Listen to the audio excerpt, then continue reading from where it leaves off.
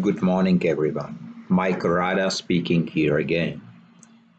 I am following your interest to learn more about my granddad, who passed away 6 months ago, and 3 days ago he will be 100 years young.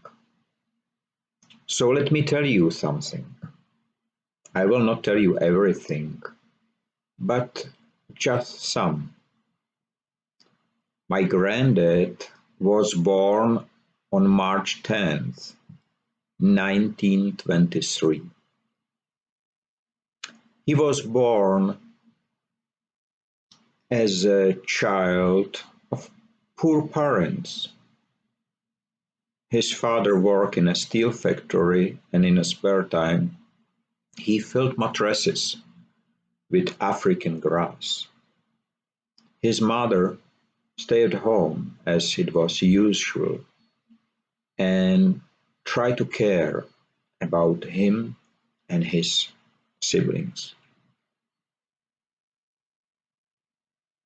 Despite the situation, he was all the time aiming sport and he loved it. And we spent a lot of time talking about his activities in sport, and it was very interesting because he managed some clubs. He played volleyball, he played football, he played many other sports, and he does athletics as well. And what was interesting, when there was a match in 1930s or so, the people did not have phone to phone each other, so they wrote a letter to the other group or to the competitor, and they expect the letter to be sent back. And then so they communicate. And when they went for a match, for example, to 100-kilometer distance location, they ride on bikes. Yes, I know you cannot imagine, me neither. They came there, they finished the match, frequently they won, and they run and ride the distance back again on the bikes. I don't know if any football club can imagine to do that, or a volleyball, or any other sport.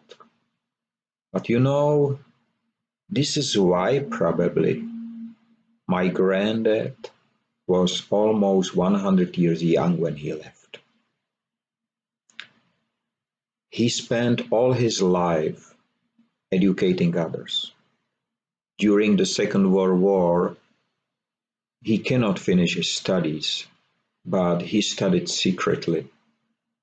He learned, instead of German, because he has to learn German before, he learned English. And when the war was to the end, he met his future wife, my grandma, and they spent a beautiful time.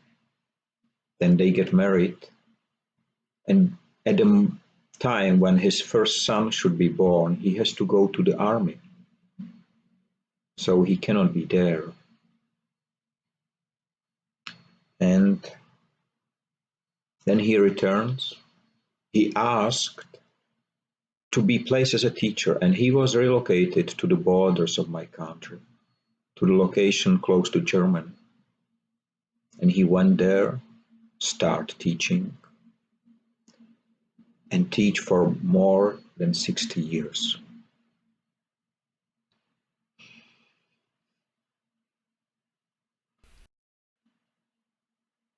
I was one of his students, and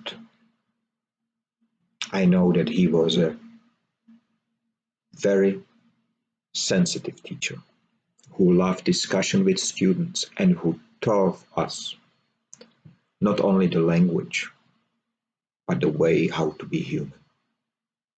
So let me end up today. And if you would like to hear more, just let me know.